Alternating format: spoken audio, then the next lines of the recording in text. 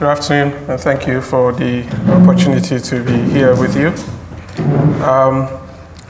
My talk is going to be essentially about what criminal justice agencies can do, or what aspects of their work can contribute to the prevention of violence more generally, whether they are by organized groups or they are more disparate entities. And essentially, I'm looking at the role of legitimacy, which I would explain shortly, in trying to, the role of legitimacy in facilitating that crime prevention or violence prevention aspect. Essentially, how police or criminal justice agencies' legitimacy can contribute to the flow of intelligence to criminal justice agencies to try to use that intelligence for preventive purposes. How police behavior, if seen as fair and legitimate, can contribute to people not seeing violence as an alternative course of action. Those are some of the issues that I want to discuss. Google allows us the luxury of being able to search how phrases or words are being used over time. And if you did that for legitimacy and criminal justice between 1960 and 2008, this is the number of times that these phrases have appeared in various publications that Google has been able to search. And as you can see, until the early 1990s, there wasn't much of an emphasis on issues of legitimacy or police legitimacy. The discussion, the academic discussion, had been essentially about criminal deterrence, by which we mean the ability of criminal justice agencies to project the threat or the actual application of punishment in order to facilitate compliance with the law. But since the 1990s, we see this turn in the fortunes of legitimacy, so to speak, with an increasing emphasis on that particular notion. And part of the reason for this change is Tom Tyler's publication in the early 1990s, Why People Obey the Law, which marked the beginning of quite an explosion in research on legitimacy within criminology and criminal justice. There are essentially two premises for the legitimacy argument. The first is a different view of human nature, so to speak. With criminal deterrence, we assume that people are essentially rational, calculative agents, and that is predominantly what there is to them, and that the decision to offend or not offend are shaped essentially by these self-interested calculations.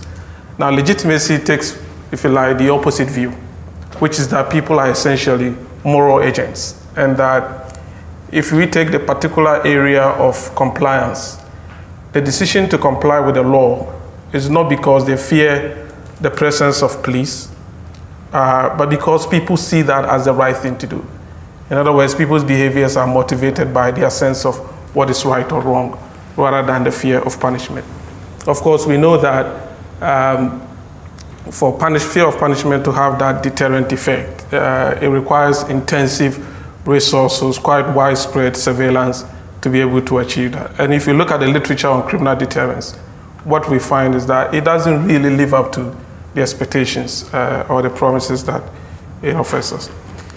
And precisely because people are normative agents or they're moral agents, and when it comes to crime prevention or violence prevention, we should be considering the normative status of those in power, whether they are criminal justice agencies or they are the state itself and those in charge of state apparatus. Our perceptions or views about their entitlement to those positions and the authority that comes with that can shape the way people orient themselves towards the law. So we might go with this definition by David Beetham, that when we talk about legitimacy, whether it's police legitimacy, criminal justice legitimacy, or legitimacy of the state, we're essentially talking about an acknowledged rightfulness to power by all the relevant audiences or agents over whom power is broadcast. I want to draw attention essentially to these three features of BTHIM's definition, or in fact of legitimacy more generally. And the first is what I had already referred to, and it is that legitimacy has this normative aspect of it. In fact, that is its defining feature. That when we talk about legitimacy, we are talking about the normative aspects of power, not the fear or the threats of sanctions.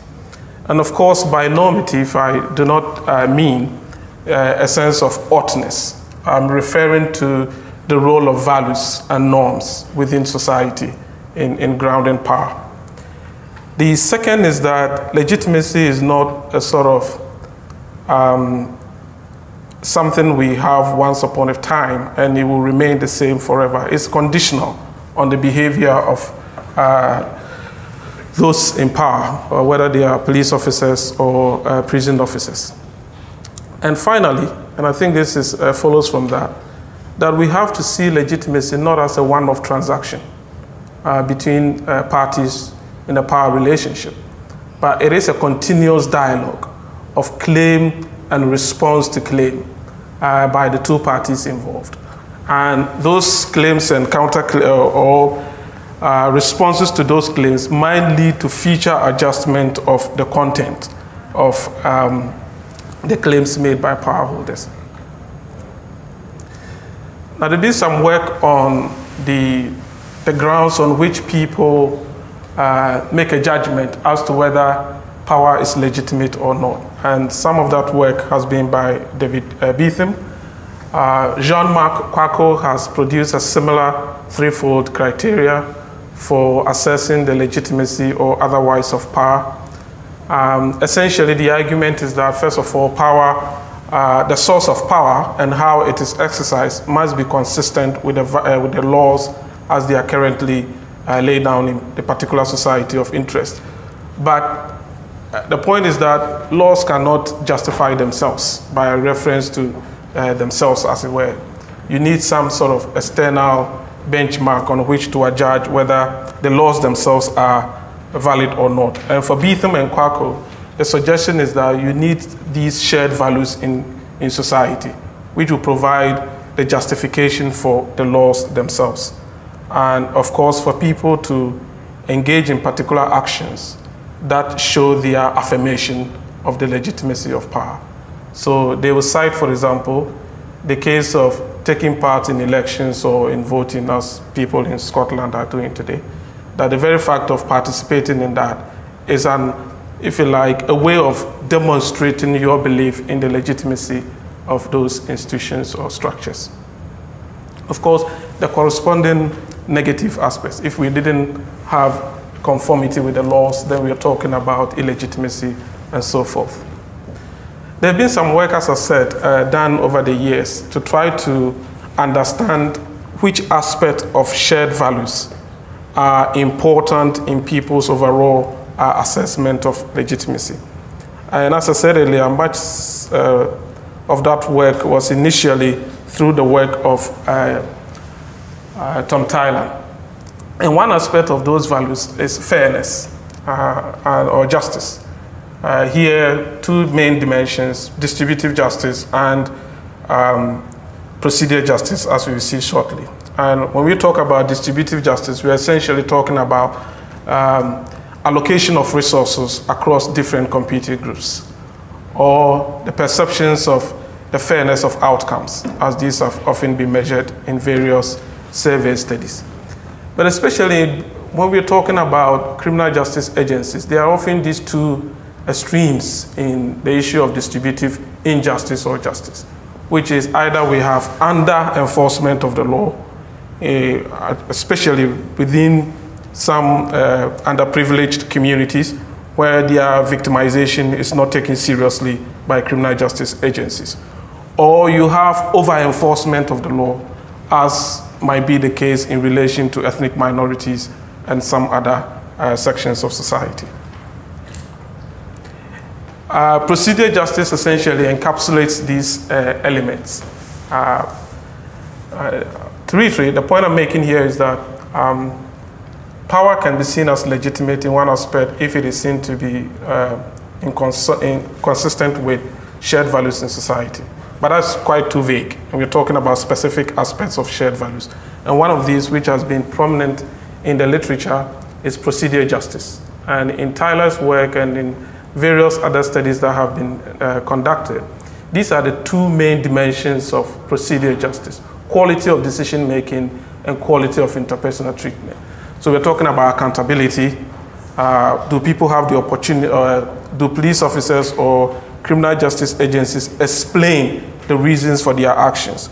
Do they listen? Do they allow participation of the various parties in the quest to settle disputes?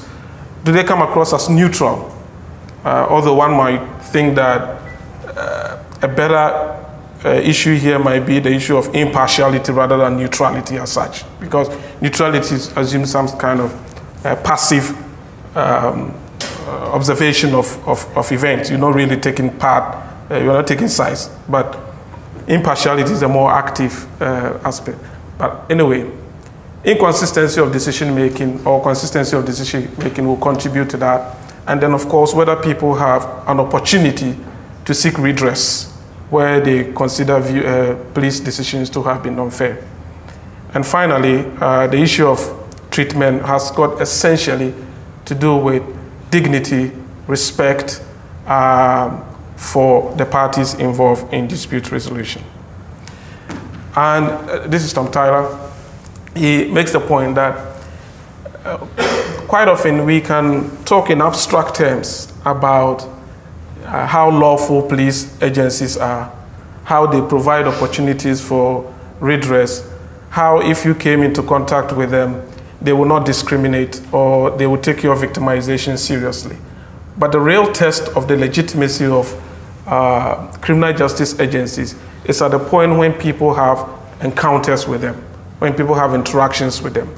What he referred to as teachable moments. Those are the moments that those abstract pronouncements about the legitimacy of otherwise of policing might be really tested. So direct encounters, whether they are in the form of or teachable moments, whether they are arrest moments, stop and search moments, going to a police station to report victimization, those are really the test of the legitimacy or otherwise of institutions.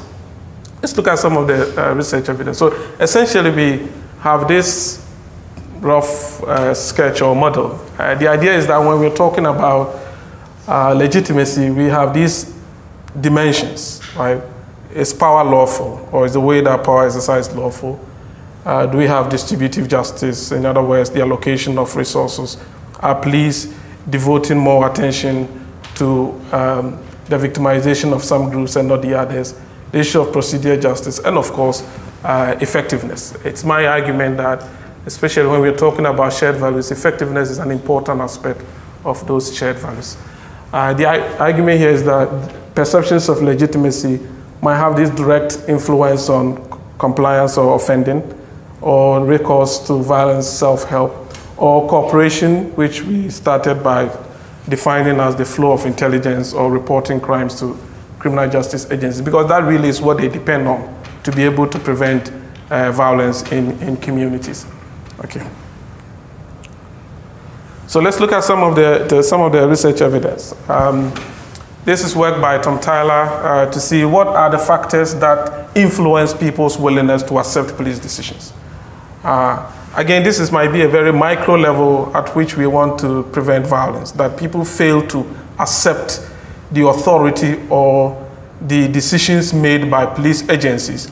That is when they might be tempted to resort to violent self-help as a way of resolving those disputes, all right? So the evidence from Tyler's work in California suggests that quality of treatment can be a really important factor that shapes people's willingness to accept police decisions. Okay. We find also a study among Muslims in New York, where Tyler focused here with his colleagues to try to understand whether within this group, who will be willing to report information about terrorism in their neighborhoods to criminal justice agencies or to the police. And here again, we find that judgments about the fairness or the process fairness or the way that current anti-terrorism policing is done will influence people's willingness to volunteer information to police in order for police to use that information to prevent future terror attacks. Okay. We find the same with, it's interesting that here if you look at the issue of whether people thought terrorism was justified or not, the view that terrorism is never justified, although it would seem to be the second most important factor. Process fairness or procedural justice appears to be the really dominant concern for Muslims in New York as to whether they were willing to report terrorism within their communities. Another study here, and I think this is more immediately relevant to crime prevention. Here, Papa Cristo and his colleagues in Chicago wanted to find out whether if we took a sample of violent offenders, would it be the case that legitimacy or fairness will continue to be important even among this group, rather than the surveys that have tended to be more focused on general populations? And here they focus on over 140 known gun offenders who on average had 10 arrests. And they did an interview, measured their views about the legitimacy and fairness of the police, and then asked them self-reported questions about whether they carried guns when they went out.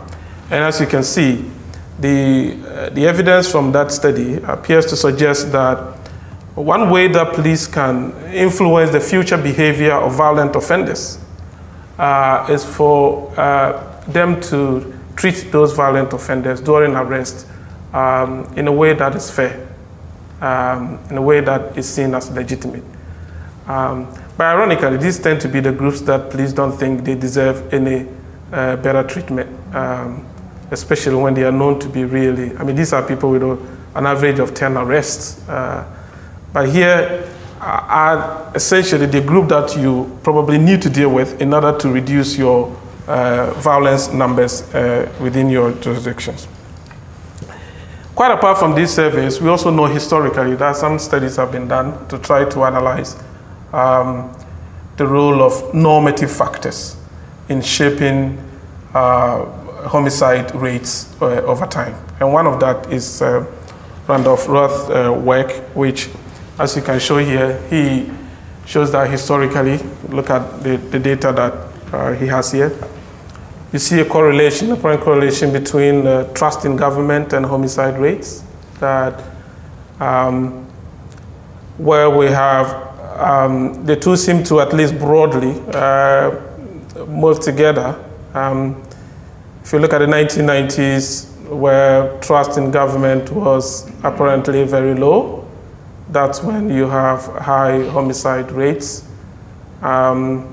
We see by 2000, trust in government appears to be on the increase, and we see a decline in homicide rates. That's the suggestion from the data. Okay. We see a similar thing here. When people perceive officials or government officials to be crooks, in other words, you could say they behave unlawfully. We see here what seems to be a correlation between that and homicide rates. That when people perceive officials to be crooked or unlawful, that tends to correlate with homicide rates. Okay. So overall, this is just, there's a lot of literature in this area on police legitimacy and its influence on compliance and cooperation with the law. But it's just an example of, to illustrate what role that criminal justice agencies can play in order to reduce violence in their communities. So I think we can say that criminal justice agencies have a role to play, not necessarily through their patrols or preventive or kind of strong arm tactics of policing, as we saw in, for example, in Ferguson more recently, but through more normative roles that they might play, a normative aspect of their work. Something that comes across as being, if you like, a very soft way of policing communities. It's rather the way that might contribute to the effective prevention of crime and violence in local communities. All right, that's it.